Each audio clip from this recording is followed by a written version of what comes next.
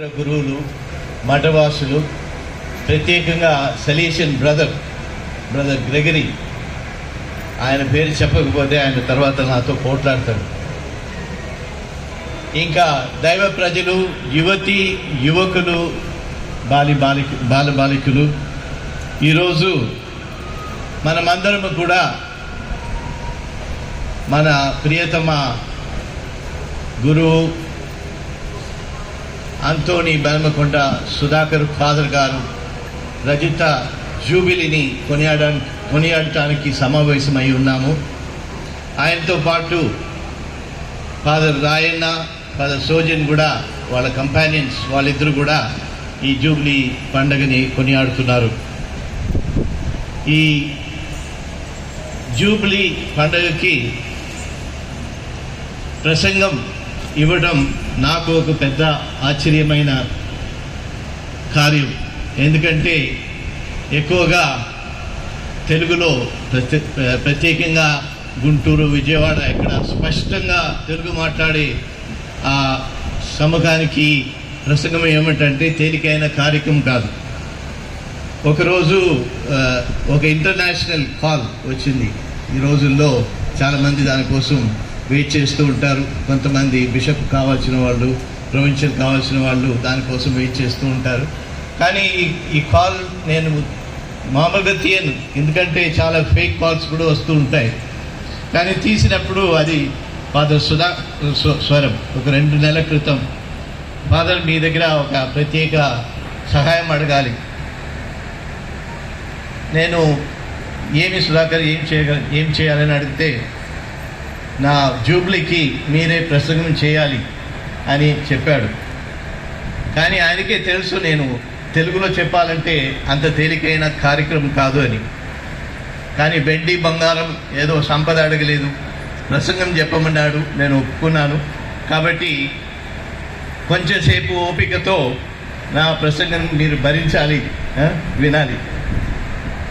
Brother Gregory గారు దాదాపు నేను చెప్పవలసిన విషయాలన్నీ కూడా చెప్పేశారు.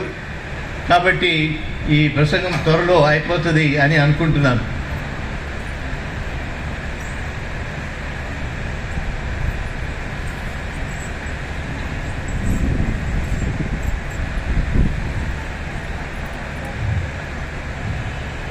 నిన్ను పిలిచిన వాడు నమ్మిక అయిన వాడు, ఆయన దానిని సఫలం చేయుడు అని మొదటి లేఖ తెస్సలోనికీయులకు రాసిన మొదటి లేఖ 5వ అధ్యాయం 24వ వచనంలో చదువుతూ ఉన్నాం. ఈరోజు జూబ్లీ చేసుకున్నప్పుడు ఎందుకోసం మనం జూబ్లీ చేసుకుంటున్నాం అని కొంచెం లోతుగా ఆలోచించాలి అని అనుకుంటున్నాను. కొన్ని తలంపులు మీతో పంచుకోవాలని అనుకుంటున్నాను. ఒకసారి మద్యపానానికి చాలా అలవాటైన ఒక వ్యక్తి, ఆయన ఆరోగ్యం కూడా హాని కలిగింది. ఒక వైద్యుడి దగ్గరికి వెళ్ళి ఏదో వైద్యం పొందాలని వెళ్ళాడు. ఆ వైద్యుడు ఆయనకి ప్రశ్నించాడు, ఏమిటి మీరు రెగ్యులర్గా తాగుతారా, ఒకేషనల్గా తాగుతారా అని అడిగాడు. నేను ఒకేషనల్గానే తాగుతాను, కానీ ఈ ఒకేషన్స్ రెగ్యులర్గా వస్తున్నాయి అని చెప్పాడు. ఆ విధంగా మనకి జూబ్లీలు చాలా వస్తూ ఉంటాయి. ఒక విచారణలో వాళ్ళు విజయాల పెద్దలందరూ కూర్చుని ఈ సంవత్సరం ఫ్రాన్సిస్ పాప గారు 2025 సంవత్సరం జూబ్లీ సంవత్సరంగా ప్రకటించారు. దీన్ని ఏ విధంగా కొనియాడదాం అని సలహాలు అడిగారు. అప్పుడు కొంతమంది, స్వామి మనం 25 పుణ్యక్షేత్రాలకు వెళ్దాం అన్నారు. ఇంకా 25 ఆదివారాలు ప్రత్యేకమైన కార్యక్రమాలు చేస్తాం. ఒకడు మాత్రం, ఫాదర్ నేను జూబ్లీ ప్రోగ్రామ్ని ఎప్పుడో ప్రారంభించాను, ఎందుకంటే ఇంతవరకు 25 జూబ్లీల్లో పాల్గొన్నాను, ఇంకా 5 జూబ్లీల్లో పాల్గొంటే ఇది జరిగిపోతుంది, ఈ జూబ్లీ అయిపోతుంది. కానీ నేను అడిగాను, ఈ జూబ్లీ ఇన్ని జూబ్లీలో నువ్వు పాల్గొన్నావు, నీలో ఏమన్నా కొత్త మలుపు వచ్చిందా, ఏదో నీకు కొత్తగా ఏదో నేర్చుకున్నావు? అదేం కాదు ఫాదర్, 25 జూబ్లీలో పాల్గొంటే ఆ జూబ్లీ అయిపోతుంది అని చెప్పాడు. ఈ విధంగా మనం జూబ్లీ పండగలు ఆ 25, 55 ఈ నంబర్లు వచ్చినప్పుడు కొనియాడుతూ ఉంటాం. కానీ దీని నుంచి ఈ కొనియాడటం వల్ల మనలో ఏమైనా తేడా వస్తుందా, మలుపు వస్తుందా అని ఆలోచించాలి. ఈరోజు ప్రత్యేకంగా ఈ పూజ బలి కార్యక్రమానికి ముందు సెయింట్ థామస్ సింహద్వారాన్ని మంత్రించడం, దాని ద్వారా ప్రవేశించడం జరిగింది. ఇదే విధంగా జూబ్లీ కార్యక్రమాన్ని పాపగారు, మన ప్రియతమ పాపగారు ఫ్రాన్సిస్ పాపగారు ప్రారంభించినప్పుడు పీటర్స్ బసిలికాలో ఒక హోలీ డోర్, పవిత్ర దర్వాజా, దాన్ని ఓపెన్ చేయడం. అప్పుడు ఆయన ఇచ్చిన ఒక మంచి తలంపు, మనం ఒక నూతన జీవితాన్ని ప్రారంభించాలి, నూతన ప్రయాణాన్ని ప్రారంభించాలి, నూతన పద్ధతులు మన క్రైస్తవ జీవితంలో రావాలి, శ్రీసభ నూతన పద్ధతులు తీసుకురావాలి అని చెప్పారు. ఈ విధంగా మనము జూబ్లీ పండుగలు చేసుకున్నప్పుడు ఎలాంటి మార్పు మనలో వస్తుంది? జూబ్లీ చేసుకునేవారు లేక దాంట్లో పాల్గొనేవారు కూడా దీని గురించి లోతుగా ఆలోచించాలి. ప్రపంచ చరిత్రలో చాలామంది వ్యక్తులు అత్యంత ప్రమాదకరమైన సాహస కార్యాలు చేస్తున్నారు.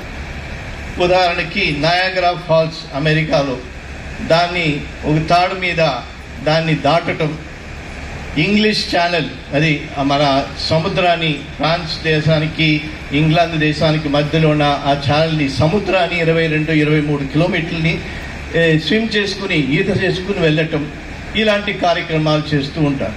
కానీ నాకు మాత్రం ఒక వ్యక్తి చేసింది చాలా నచ్చింది. ప్రతి ఒక్కసారి జూబ్లీ వచ్చినప్పుడు కూడా ఈ సంఘటన నాకు గుర్తుకొస్తూ ఉంటుంది. ఎరిక్ వైన్ మాయర్ అనే ఒక అమెరికన్ అంధ వ్యక్తి, చూపు లేని వ్యక్తి, కంటి చూపు లేని వ్యక్తి. ఆయన, నేను ప్రపంచంలో ఉన్న ప్రతి ఒక్క ఎత్తైన శిఖరాన్ని చేరుకోవాలి అని కంకణం కట్టుకున్నాడు. 2001 సంవత్సరం మే 25వ తారీఖు ఆయన ఎవరెస్ట్ శిఖరానికి చేరుకున్నారు. ఆ తర్వాత ప్రతి ఒక్క ఖండంలో ఉన్న ఒక్కొక్క శిఖరాన్ని కూడా ఆయన చేరుకున్నాడు. ఊహించండి ప్రజలారా, ఒక అంధ వ్యక్తి, చూపు లేని వ్యక్తి ఏ విధంగా ఇలాంటి ఎత్తు శిఖరాలను చేరుకున్నారు. ఎవరెస్ట్ శిఖరం చేరుకున్న తర్వాత విలేకరులు ఆయన దగ్గరికి వెళ్ళి, మీరు చాలా గొప్ప కార్యం, సాహస కార్యాన్ని సాధించారు, మీ అనుభవం ఏమిటి అని అడిగారు. అప్పుడు ఆయన చెప్పిన విషయాలు ఇది. ఈ ఎవరెస్ట్ పర్వతం పైన చేరుకున్నప్పుడు నా తోటి టీమ్మేట్స్ వచ్చిన వాళ్ళు చాలా సంతోషపడ్డారు. వారు వారి జాతీయ జెండల్ని పాదటం, అందరితో సంతోషపడటం, అవన్నీ జరుగుతూ ఉన్నాయి. కానీ నేను ఏం చూడలేకపోయాను. I'm on the top of the world, ప్రపంచంలో చాలా ఎత్తైన స్థాయిలో ఉన్నాను, కానీ నాకు ఏమీ కనపడలేదు. కానీ ఒక విషయం మాత్రం నాలో అనిపించింది. నేను నా మనసులో ఒక శాంతి, ఒక సమాధానం, ఒక నిశ్శబ్దం, ఇంకా ఎక్కడో దేవుడికి దగ్గరైనట్టు ఒక భావం, అనుభవం వచ్చింది. ఏ విధంగా ఇంత ఎత్తు శిఖరానికి దేవుడు నన్ను చేపట్టి తీసుకొచ్చారు అని దాని గురించి ఆలోచించాను, చాలా సంతోషపడ్డాను అని ఆయన చెప్పటం జరిగింది. ఆ తర్వాత ఆయన ఒక పుస్తకం రాయటం, నో లైఫ్ బ్యారియర్స్, జీవితంలో ఏ ఒక్క ఆటంకాలు ఉండకూడదు, ఏ ఒక్క ఇబ్బందినో మనం ఎదుర్కొనేదానికి మానవుడికి సాధ్యమవుతుంది అని ఆయన ఒక పుస్తకం రాయటం మరియు ఒక ఉద్యమాన్ని కూడా ఆయన ప్రారంభించాడు. ప్రియమైన దైవ ప్రజలారా, ఎందుకోసం మీరు చెప్తున్నానంటే మన జీవిత ప్రయాణం ఒక కొండని ఎక్కినట్టు ఊహించుకుంటే కొంత పైకెక్కిన తర్వాత మనం తిరిగి చూస్తే ఎంతో సుందరమైన అందమైన ఒక పనోరమా, ఒక దృష్టిని మనం చూస్తూ ఉంటాం. జూబిలీలు చేసుకున్నప్పుడు లేకపోతే ఒక పుట్టినరోజు చేసుకున్నప్పుడు ఇదే జరిగేది మన జీవితంలో. మన జీవితంలో ఒక స్థాయి చేరుకుంటున్నాము. అప్పుడు మనం తిరిగి మన జీవితాన్ని ఒకసారి చూస్తున్నాం. అప్పుడు చూడవలసిన విషయం ఏంటి? మన ఎరిక్ వాన్ మైయర్ చేసింది. ఏ విధంగా ప్రభువు, దేవుడు, భగవంతుడు మనల్ని చేపట్టి ఇంతవరకు నడిపించారు. సంతోషమైన సమయంలో ఇక్కట్టు, ఇబ్బందులు, ఆటంకాలు వచ్చినప్పుడు, సవాళ్ళు వచ్చినప్పుడు ఏ విధంగా మన దగ్గర ఆయన ఉన్నాడు అని మనం లోతుగా ఆలోచించాలి. అప్పుడు మనం ఆ విశ్వాసాన్ని దృఢపరచడానికి ఒక అవకాశం ఉంటుంది. ఒక కృతజ్ఞత భావం మనలో వస్తుంటుంది. జూబ్లీ చేసుకున్నప్పుడు మనము ఈ బైబిల్ గ్రంథంలో వింటూ ఉంటాము. అందరికీ మనకు తెలుసు, ఇశ్రాయేలు ప్రజలు 50 సంవత్సరాలకు ఒకసారి ఈ జూబ్లీ పండుగను కొనియాడారు. వారు ప్రత్యేకంగా గుర్తించింది ఏమిటంటే యావే ప్రభు ఏ విధంగా వారి బానిసత్వం నుంచి విముక్తి చేశారు. దాన్ని ప్రతి ఒక్కసారి ఆ జూబ్లీ సంవత్సరాలు మాత్రం కాదు, సంవత్సరాలకి 4 సారి వివిధ పాస్కా పండుగ, టబర్నాకిల్ పండుగ అంటారు, మరియు అటోన్మెంట్, 4 పండుగలు యూదులు చేసుకుంటారు. ఆ పండగ సమయంలో కూడా ప్రతి ఒక్కసారి దీన్ని గుర్తించి దేవుడు మనకి ఏ విధంగా ఒక నమ్మకమైన విశ్వసనీయుడుగా ఉన్నాడు, అందుకే మన జీవితం ఇంతవరకు ఎదిగింది అని వారు కృతజ్ఞత తెలియజేసేవారు.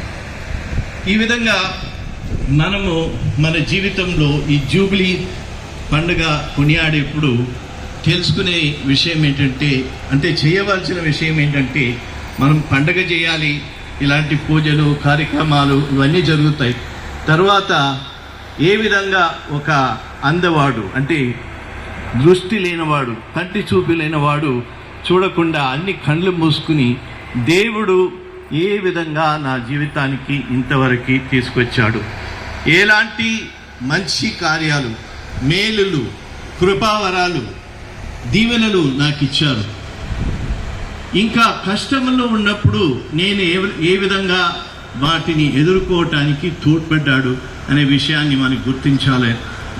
ప్రియమైన ప్రజలారా, ఈరోజు ఇంకా ఒక పర్వతం ఎక్కటం అంటే, బైబిల్లో చూస్తూ ఉంటే మోసే ప్రవక్త పర్వతానికి వెళ్ళినప్పుడు భగవంతుడిని కలుస్తున్నాడు. అక్కడ అది 10 ఆజ్ఞలు ఆయనకి ఇవ్వబడుతున్నాయి. ఇంకా ఎలైజా ప్రవక్త పైన కొండకు, హోరబ్ అనే కొండ పైనకి వెళ్ళినప్పుడు ఉరుములు, మెరుపులు, అగ్ని అన్నీ జరిగినాయి. కానీ దేవుడిని ఆయనకి నిశ్శబ్దంగా కొన్ని మాటలు చెప్పారు. ఇంకా యేసు ప్రభుని చూస్తూ ఉంటే ఆయన ఎప్పుడు కూడా కొండ పర్వతానికి కానీ ఒక అన్యోన్యమైన చోటుకు కానీ వెళ్ళటం, తన తండ్రితోటు ఎప్పుడు ఆ సంభాషణ అని కలిసి ఉండటం ఇది జరుగుతూ ఉంటుంది.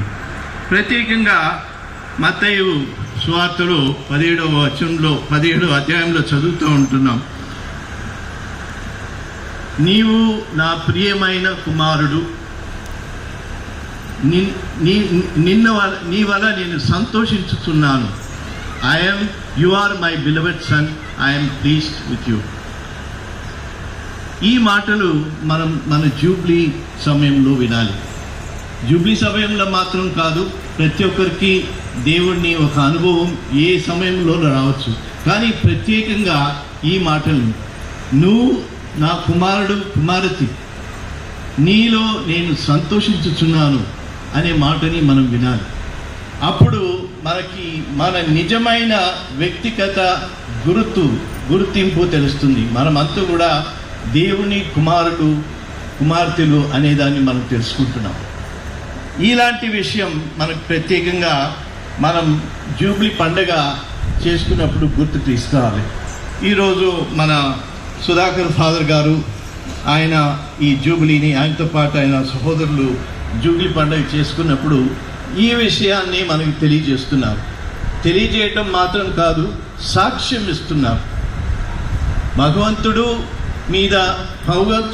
మీద మేము నమ్మిక ఇచ్చినాము, కానీ దానికంటే ఆయన ఒక నమ్మిన వాడుగా, విశ్వసనీయుడుగా మా జీవితంలో గొప్ప కార్యాలు చేశారు. అదే మనం సువిశేషంలో కూడా ఉన్నాం. మరియ మాత, నా హృదయం నిన్ను స్తుతించుచున్నది, ఎందుకంటే భగవంతుడు నా జీవితంలో గొప్ప కార్యములు చేశాడు అని విన్నాం. ఇది ఒక కృతజ్ఞతా భావం ఉండే హృదయం నుంచే వస్తుంది. కృతజ్ఞతా భావం లేకపోతే ఏమీ విశ్వాసమే ఉండటానికి అవకాశం లేదు. పునీత డాన్ బాస్కో ఈరోజు ఆయన 210వ సంవత్సర జన్మదినాన్ని కొనియాడుతున్నాం. A noble heart is a grateful heart. ఏ ఒక హృదయంలో కృతజ్ఞత భావం ఉందో అది చాలా గొప్ప హృదయం. మనం దేవుడు భగవంతుడు మనల్ని ఏ విధంగా సృష్టించాడు అని మనం గుర్తించి దాన్ని మనం అంగీకరించాలి. చాలా సమయాలు, చాలా పర్యాలు దేవుడు నన్ను సరిగా సృష్టించలేదు, నాకు చాలా లోటులు ఉన్నాయని చాలా మంది మనం అనుకుంటాం. బయటికి చెప్పకపోతే కూడా మన హృదయంలో అది దాగిపోతుంది. కాబట్టి మనం జీవితాన్ని ఒక మంచి దృష్టితో చూడటలేదు. మనం భగవంతుడు మనల్ని ఎప్పుడు ఒక ప్రియ కుమార్తెగా సృష్టించాడు. ఏమి చేసినా ఆయన మంచి చేస్తున్నాడు, ఎప్పుడు ఎల్లకాలము తోడుగా ఉంటాడు అనే నమ్మకం ఒక కృతజ్ఞత భావం ఉన్న హృదయం నుంచే వస్తుంది. కృతజ్ఞత లేకపోతే విశ్వాసం ఉండదు, విశ్వాసం లేకపోతే ప్రేమ ఉండటానికి అవకాశం లేదు, ప్రేమ లేకపోతే సేవాభావం లేవు. కాబట్టి జూబ్లీ పండుగ మనం కొనియాడినట్టు ఒక గొప్ప మనోభావం మనలో మంచిగా గుర్తించబడాలి. అది ఈరోజు మనము ఈ దివ్య బలి పూజ నెరవేర్చినప్పుడు తెలియపరిచేది, సాక్ష్యం ఇచ్చేది మనము భగవంతుడికి కృతజ్ఞత చెల్లించటం. సుధాకర్ ఫాదర్ గారు ఆయనతో జూబ్లీ చేసుకున్నవారు, మనమందరం కూడా ఈ భావాన్ని, భగవంతుడు మన జీవితంలో ఎన్నో మేలులు చేశారు, ఎన్నో ఆటంకాలని ఎదుర్కోవటానికి శక్తి ఇచ్చారు, ఇంకా భవిష్యత్తులో కూడా మనకి ఆయన ఎప్పుడు తోడుగా ఉంటారు అనే విశ్వాసాన్ని వ్యక్తపరచడానికే ఈ జూబ్లీ పండుగల్ని మనం కొనియాడుతూ ఉన్నాం. ప్రియమైన సహోదరులారా, కొన్ని మాటలు మన సుధాకర్ ఫాదర్ గారి గురించి చెప్పాలనుకున్నాను. ఎందుకంటే బ్రదర్ గ్రెగరీ గారు మొత్తం చెప్పేశారు. ఇంకా ఉండేది కొంచెమే 2-3 అంశాలు మాత్రం చెప్తాను. సుధాకర్ ఫాదర్ గారు గొనదలలో సెమినరీలో చేరినప్పుడు నేను అక్కడ ఉండటం జరిగింది. ఆయన ఏం చేసినా కూడా చాలా చక్కగా డిసిప్లిన్తో, క్రమశిక్షణతో చేసేవాడు. ఆ రోజుల్లో ఆయన్ని సెయింట్ సుధాకర్ అని పిలిచేవారు. అప్పుడే ఇప్పుడు ఆ పేరు లేదు, కానీ కొన్ని రోజులు ఆయనకి ఆ పేరు రావచ్చు. సో ఆ విధంగా చిన్నప్పటి నుంచి, ఎందుకంటే ఒక మంచి కుటుంబం నుంచి జన్మించిన వ్యక్తి, తల్లిదండ్రులు వారు ఆ విశ్వాసం అనే ఆ గుణాన్ని, నైపుణ్యాన్ని ఆయనకి బహుకరించారు, అందించారు. వారు దాన్ని అందుకుంటున్నారు. సువిశేషంలో మనం ఈ విత్తువాడు విత్తనం అని ఒక ఉపమానం వింటూ ఉంటాం. భగవంతుడు సువార్త కానీ లేకపోతే దైవ పిలుపు అనేది అందరికీ ఇస్తున్నాడు 100%. ఆ విత్తులో ఏ లోటు ఉండదు. కానీ ఏ విధమైన నేలలో, మట్టిలో, భూమిలో పడుతుందో అది ఆ విత్తు 100 రెట్లు, 60 రెట్లు, 30 రెట్లు అవ్వడానికి అవకాశం ఇస్తుంది. సుధాకర్ ఫాదర్ గారు ఇక్కడ ఈ అతలూరు గ్రామంలో పుట్టి పెరిగి తర్వాత సలీషన్ ఆ సభలో చేరటానికి ఆ పిలుపు, ఆ విత్తు ఆయన హృదయంలో పడటం, అది సఫలీకృతం పొంది ఈరోజు 25 సంవత్సరాలు ఒక సలీషన్ గురువుగా ఆయన చేసిన సేవల్ని మనం కొనియాడుతున్నాం. బ్రదర్ గ్రెగరీ గారు చక్కగా చెప్పారు అన్ని ఏ విధమైన సేవలు అందించారు, ప్రత్యేకంగా యువతి యువకుల కోసం. నేను ఆయనతో కలిసి పనిచేసిన అవకాశం ఉండింది. యువకుడు, ఏ ఒక క్వాలిఫికేషన్ లేదు, కానీ కష్టపడి పనిచేసే ఒక నైపుణ్యం, నేర్చుకునే నైపుణ్యం.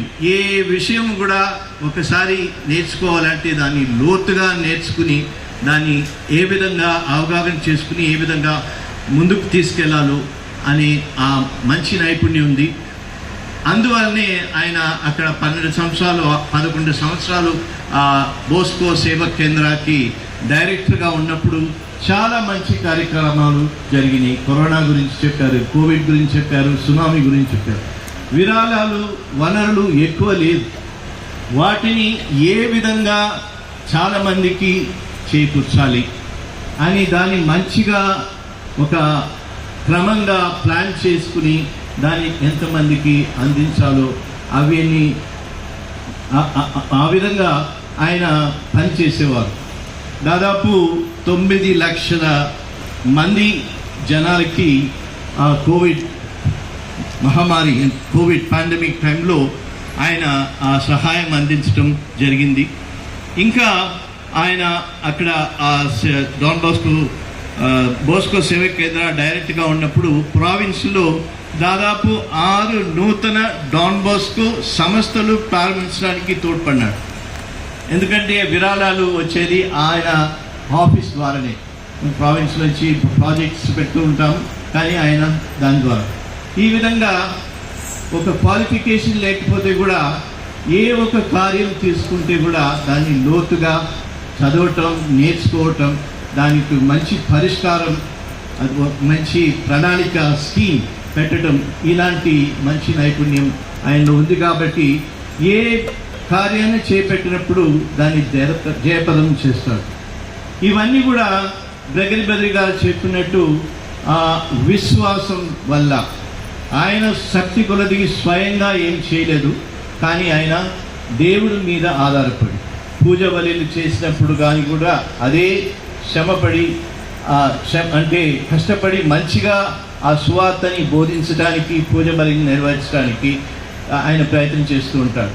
ఈరోజు మనం గుడిలోకి ప్రదర్శనగా వస్తున్నప్పుడు ఫాదర్ లూయిస్ బాబు ఫాదర్ గారు చెప్పారు, ఈ పోస్టర్లో ఉన్న ఫోటోలన్నీ కూడా ఈ సుధాకర్ ఫాదర్ అన్నీ సీరియస్గా ఉన్నాయి, ఒక్క ఫోటోలో కూడా ఆయన నవ్వట్లేదు అన్నారు. ఆయన చెప్పినప్పుడు ఆయన భావం అదే, ఏ ఒక్క కార్యం తీసుకున్నా అది సీరియస్గానే చేస్తాడు.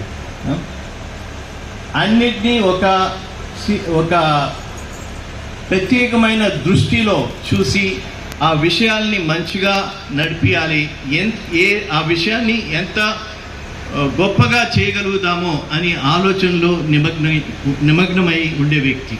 ఈ విధంగా ఇప్పుడు ఇక్కడ మాత్రం కాదు, ఐర్లాండ్లో ఇంకా ఇతర స్థాయిల్లో కూడా ఉండి అక్కడ కూడా ప్రొవిన్షియల్ నాకు తెలిసిన వ్యక్తి, నాతో చదివిన వ్యక్తి, ఆయన కూడా సుధాకర్ ఫాదర్ గురించి చాలా ఎక్కువగా మంచిగా ఎప్పుడు చెప్తూ ఉంటున్నారు. ఈ విధంగా ఇంకా భవిష్యత్తులో కూడా సుధాకర్ ఫాదర్ గారు ఒక మంచి సొల్యూషన్ గురువుగా సమాజానికి సేవ చేస్తూ దేవుని సువార్తని అందిస్తూ యువకులకి ఏ విధంగా వారి జీవితంలో నూతన మలుపు, నూతన దారి చూపించడానికి ఒక నమ్మకము కలిగించే ఒక ప్రవక్తగా భవిష్యత్తులో ఉండాలని మనం అందరం ప్రార్థిస్తాం. ఆయనకి జన్మమిచ్చిన ఆయన తండ్రి రాజారావు మరి జసింతా వారి కొరకు కూడా ఈరోజు ప్రత్యేకంగా పూజ బలిలో ప్రార్థన చేసి ఆయనకి ఇంతవరకు ఈ స్థాయికి చేరుకోవడానికి సహకరించిన అందరికి కూడా సెలేషన్ సభ తరపున నేను కృతజ్ఞత వందనాలు తెలియజేస్తూ, అందరూ కూడా మన సుధాకర్ ఫాదర్ గారు ఇంకా భవిష్యత్తులో ఇంకా పట్టుదలతో దేవుని సేవల్లో నిమగ్నమై నిలకడగా ఉండాలని ఈ పూజ బలిలో ప్రత్యేకంగా ప్రార్థన చేస్తాం.